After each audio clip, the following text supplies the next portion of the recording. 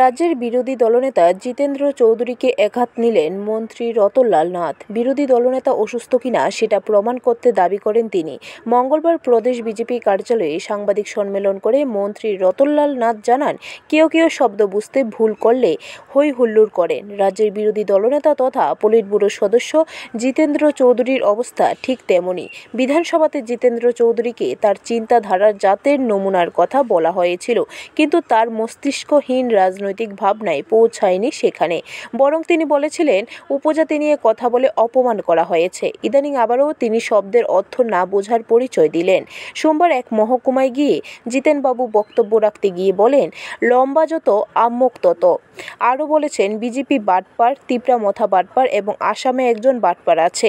কিন্তু তিনি একবারও ভাবেননি ত্রিপুরার রাজ্য ছাড়া দেশের অন্যান্য রাজ্যে বহু কমিউনিস্ট নেতৃত্ব রয়েছেন, যারা ত্রিপুরার প্রাক্তন মুখ্যমন্ত্রী তথা বর্তমান সাংসদ বিপ্লব কুমার দেব থেকে অনেক বেশি লম্বা। সুতরাং তিনি বুঝিয়েছেন তারাও আম্মক। দেশের এবং বিশ্বের বহু লেখক, চিত্রশিল্পী, সিনেমার নায়ক, খেলোয়াড়, যোদ্ধা এবং বৈজ্ঞানিক রয়েছেন, তারা দৈহিক দিক দিয়ে অনেক বেশি উচ্চতা সম্পন্ন।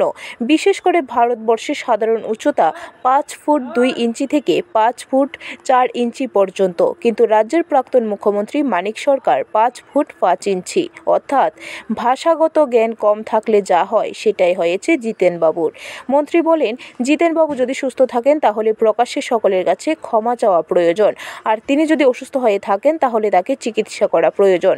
কারণ দলের নেতা যদি অসুস্থ হয় তাহলে সেটা অত্যন্ত চিন্তাজনক। না হলে দলের কর্মীরা দল ত্যাগ করতে বাধ্য হবে বলে জানান মন্ত্রী রতনলাল নাথ।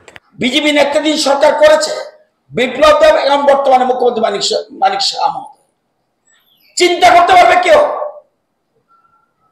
সে সামাজিক ক্ষেত্র, অর্থনৈতিক ক্ষেত্র, পরিকাঠামো ক্ষেত্র, যে কোনো ক্ষেত্রে তৎকালীন সরকারের যে পিরিয়ড ছিল, যতদিন পেয়েছিল, আর 7 বছরে যে ডেভেলপমেন্ট করেছে, আমি 55 বছর রাজনীতির জীবনে দেখিনি। মন্ত্রী রতনলাল নাথের এমন সাংবাদিক সম্মেলনের পর এখন অপেক্ষা বিরোধী দলনেতা জিতেন্দ্র চৌধুরী এবং ওনার দলের প্রতিক্রিয়া। ব্যুরো রিপোর্ট, খবর ত্রিপুরা।